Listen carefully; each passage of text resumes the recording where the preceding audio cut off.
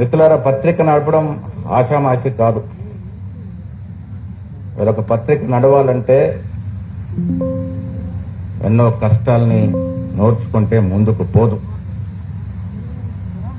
వీళ్ళు నడపలేని పరిస్థితుల్లో కార్పొరేట్ సెక్టర్కి వారిని అప్పచెప్తున్నటువంటి పరిస్థితి. వీళ్ళ భారతదేశంలో చూస్తాం, సగానికి పైగా పత్రికలు, మీడియా ఛానల్ అన్ని కూడా కార్పొరేట్ సెక్టర్ గుప్పిట్లోకి వెళ్ళిపోయినాయి. ఒకసారి ఒక మీడియా సంస్థ కార్పొరేట్ గుప్పిట్లోకి వెళ్ళిపోతే నిజమైన వార్తలకి బ్రేక్ పడతా ఉంది. మనం గ్రహిస్తా ఉన్నాం. దేశవ్యాప్తంగా కానీ రాష్ట్రంలో కానీ పత్రికలు ఎప్పుడైతే ఒక ప్రైవేట్ కార్పొరేట్ సంస్థ చేతిలోకి పోతాయో దాన్ని విశ్వసిస్తా కొంత దెబ్బతింటది.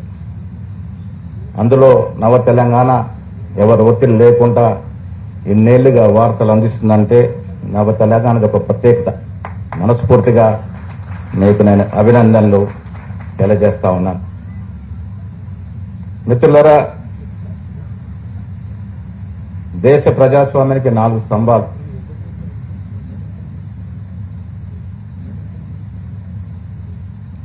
శాసన నిర్వాహక వ్యవస్థ, న్యాయ వ్యవస్థ, దానికి తోడు 4వ స్తంభంగా మీడియా వ్యవస్థ. ఈ 4 స్తంభాలు పటిష్టంగా ఉంటేనే ప్రజాస్వామ్యం స్వేచ్ఛగా ప్రజ్వరిల్లుతుంది, రాజ్యాంగం కాపాడబడుతుంది. వీళ్ళ ప్రధాన అంశం మనం మాట్లాడుకొస్తుంది, ఈ దేశంలో ప్రస్తుతం ఉన్నటువంటి ప్రజాస్వామ్యం, ప్రస్తుతం రాజ్యాంగం దొరుకుతున్నటువంటి విలువలు ఏ రకంగా నడుస్తా ఉంది, ఏ రకంగా పడిపోతా ఉందో మనం చూస్తా ఉన్నాం. భారత రాజ్యాంగం ప్రతి పౌరుడికి ప్రకటన స్వేచ్ఛ కల్పించింది. ఇది 2 వైపులా ఇబ్బంది గురవుతా ఉంది. ఇలా కేంద్రంలో ఉన్నటువంటి ప్రభుత్వం పత్రికా స్వేచ్ఛని ఏ రకంగా హరింపజేస్తుందో మనం చూస్తా ఉన్నాం. వైస్ వర్సగా కొన్ని చోట్ల పత్రికా స్వేచ్ఛని అధిగమించి ఏ రకంగా వార్తలు రాస్తా ఉందో, ఏ రకంగా హద్దులు మీరుతా ఉందో కూడా చూస్తున్నటువంటి పరిస్థితి. 2 వైపులా పత్రికా రంగానికి దెబ్బ తగులుతా ఉంది. ఇలా కేంద్రంలో నేను ప్రభుత్వాన్ని విమర్శించను, కానీ జరుగుతున్నటువంటి కొన్ని వాస్తవాల్ని మనం మాట్లాడాల్సిన అవసరం ఉంది. వల్ల ఏ రకంగా పత్రికా స్వేచ్ఛని హరింపజేస్తా ఉన్నారు, వింటే సరే సరే, వినకుంటే ఎవరితో కబలింపజేస్తా ఉన్నారు. వాళ్ళ ప్రధాన మీడియా, ప్రధాన పత్రికలు ఎవరి హస్తగతమైనవి, హస్తగతమైన తర్వాత ఏ రకంగా ఇవాళ వార్తలు ప్రచురిస్తా ఉన్నాయో ఒక్కసారి మనం దేశ పౌరులుగా ఆత్మ పరిశీలన చేసుకోవాల్సిన అవసరం, సమయం ఆసన్నమైంది. వల్ల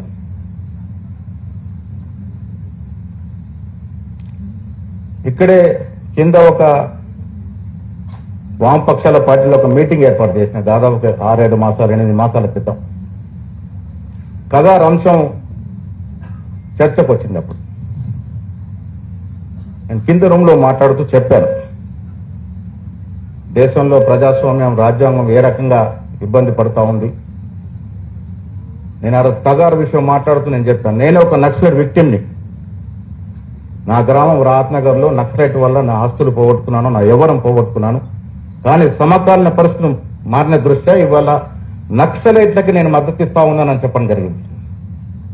కారణం కూడా చెప్పాను. పాకిస్తాన్తో మనం యుద్ధం జరుగుతూ ఉంటే ట్రంప్ ఒత్తిడి వల్ల పాకిస్తాన్ తీవ్రవాదులు జరుగుతున్న యుద్ధాన్ని విరమిస్తారు. కానీ కగార్లో మీరు జరుపుతున్న దహనకాండ, అక్కడ మహిళలు, పిల్లలు ఇబ్బంది పడుతూ ఉంటే వాళ్ళని చర్చలు జరపడానికి ఎందుకు మీరు ముందుకు రావట్లేదని అడిగాను. మీరు రావాల్సిన అవసరం ఉంది, చర్చలు జరపాల్సిన అవసరం ఉంది. నక్సలైట్లు ఆయుధాలు అప్పజెప్పి చర్చలకు వస్తామన్నప్పుడు మీరు ఎందుకు చర్చలు జరపట్లేదన్న మాట అడిగినాను. మరుసటి రోజు చాలా రకాల నేషనల్ మీడియాలో కేంద్రంలో అధికారులున్నటువంటి వక్తలు మాట్లాడుతూ మహేష్ గౌడ్ ఒక దేశద్రోహి అని, శాంతి భద్రతకు విఘాతం కలిగించేంత మాట్లాడుతున్నాడని తక్షణమే అరెస్ట్ చేయాలని 1.5 దినం నడిపించారు. జయరాం రమేష్ గారు ఫోన్ చేశారు. రాహుల్ గాంధీ గారు పార్లమెంట్లో ఈ అంశాన్ని చూశాడు, అది సెన్సిటివ్ ఇష్యూ గారు, ఎందుకు మాట్లాడినావని. నేను జయరాం రమేష్ గారు చెప్పాను, నేను అలా మాట్లాడడానికి కారణం కూడా రాహుల్ గాంధీ గారే. భారత్ సమితికి వచ్చినప్పుడు ఎయిర్పోర్ట్ నుంచి నేను, రాహుల్ గాంధీ, మా ముఖ్యమంత్రి రేవంత్ రెడ్డి గారు, మీనాక్షి నటరాజన్ వస్తున్నప్పుడు మీనాక్షి నటరాజన్ గారు స్వతహాగా బ్రాహ్మణ్ అయినా అనగాన వర్గాల వారికి ఎప్పుడు అండగా ఉండే వ్యక్తి, రాహుల్ గాంధీతో అంశం లేవనెత్తి కగార్లో చాలా ఇబ్బందికర పరిస్థితులు ఉన్నాయి, అక్కడ చాలా మరణహోమం సృష్టించే పరిస్థితి ఉన్నప్పుడు రాహుల్ గాంధీ ఒక మాట చెప్పినారు, నక్సలిజాన్ని శాంతి బద్దుష అణచివేయచ్చు, గతంలో మన ప్రభుత్వం కూడా చేసి ఉండొచ్చు, కానీ నక్సలిజానికి ఎండ్ లేదు అనే మాట చెప్పడం జరిగింది. దాంట్లో భాగంగానే నేను ఇవాళ కగారు విషయంలో అంత గట్టిగా మాట్లాడిననే మాట జయరాం రమేష్ గారు చెప్పడం జరిగింది. నేను చాలా సందర్భంలో కమ్యూనిస్ట్ మీటింగ్ చెప్తా ఉంటాను. కమ్యూనిస్ట్ ఇక్కడ ఈ దేశంలో ఎక్కడ అధికారం ఉండొచ్చు, లేకపోవచ్చు, అంత బలహీన పడినాడు కనబడవచ్చు, కానీ కమ్యూనిజానికి ఈ దేశంలో చావు లేదని గట్టిగా చెప్పే వ్యక్తులు మాట. కమ్యూనిజం బలపడాలి, కాంగ్రెస్ పార్టీ లాగా ఈ దేశంలో సెక్యులర్ భావాలు కలిగిన పార్టీలకు సహకారం అందించాలి. ఆ రకమైన పరస్పర సహకారం ఉంటేనే ఈ దేశంలో మనం ప్రజాస్వామ్యాన్ని కాపాడగలుగుతాం, రాజ్యాంగాన్ని రక్షించుకోగలుగుతాం అనే మాట గట్టిగా చెప్తా ఉంటాను. ఇవాళ కూడా చెప్తా ఉన్నాను. దేశంలో ఏం నడుస్తుందో ఒకసారి చూసుకోవాలి. దేశాన్ని ఏలుతున్నట్టు ప్రధానమంత్రి అమిత్ షా ఎంత దూరమైన పోగలిగినటువంటి పరిస్థితులు ఇవాళ ఉన్నారు. వాళ్ళకు వ్యతిరేకంగా మాట్లాడితే దేశద్రోహులుగా ముద్రేస్తా ఉన్నారు. వాళ్ళ తప్పిదాలు నిలదీస్తే కేసులు పెడతా ఉన్నారు. అధికారులు రాకముందు వారు ఏం చెప్పారు, అధికారులకు వచ్చాక ఏం చేస్తా ఉన్నారు. ఇక్కడున్న మీరు, వేదిక పైన మనందరం, నాయకులందరం కూడా ఒక్కసారి ఆత్మపరిశీలన చేసుకోవాలి. జై శ్రీరామ్ నేను కూడా చాలాసార్లు అంటాను. నేను ఇక్కడ చాలా వేదికలు అడిగాను. శ్రీరామచంద్రుడు ఏ ఒక్క పార్టీకి సొంతం కాదు. శ్రీరామచంద్రుడికి బీజేపీ పార్టీలో సభ్యత్వం కూడా లేదు. అలాంటి శ్రీరామచంద్రుని మీరు ఎలా ఓన్ చేసుకుంటారు? మీరు సొంతం చేసుకుని ఆ శ్రీరామచంద్రుని ఎన్నికల్లో వాడుకొని అధికారంలోకి వస్తా ఉన్నారు, వచ్చారు కూడా. మొదటిసారి అలాగే వచ్చారు, 5 ఏళ్లు పరిపాలన చేశారు. 5 ఏళ్ల తర్వాత మీరు ఈ దేశానికి ఏం చేశారు? మీరు 2 కోట్ల ఉద్యోగాలను ఎన్ని ఉద్యోగాలు ఇచ్చారు? బీదవాడికి ఏ రకంగా న్యాయం చేశారు?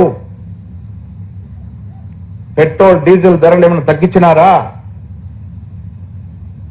మన్మోహన్ సింగ్ గారు ప్రధానమంత్రిగా ఉన్నప్పుడు ఈ దేశం 65 రూపాయలు పెట్రోల్ ఇచ్చింది. ఎలాంటి పరిస్థితుల్లో ఇచ్చింది? ఇంటర్నేషనల్ మార్కెట్లో క్రూడ్ ఆయిల్ ధర $158 ఉన్నప్పుడు మనం 65 రూపాయలకు డీజిల్ పెట్రోల్ ఇచ్చాం. ఇలా గరిష్టంగా $25 పడిపోయింది. ఇవాళ $50-55 ఉన్నప్పుడు కూడా మీరు 110 రూపాయలకు అమ్ముతా ఉన్నారు.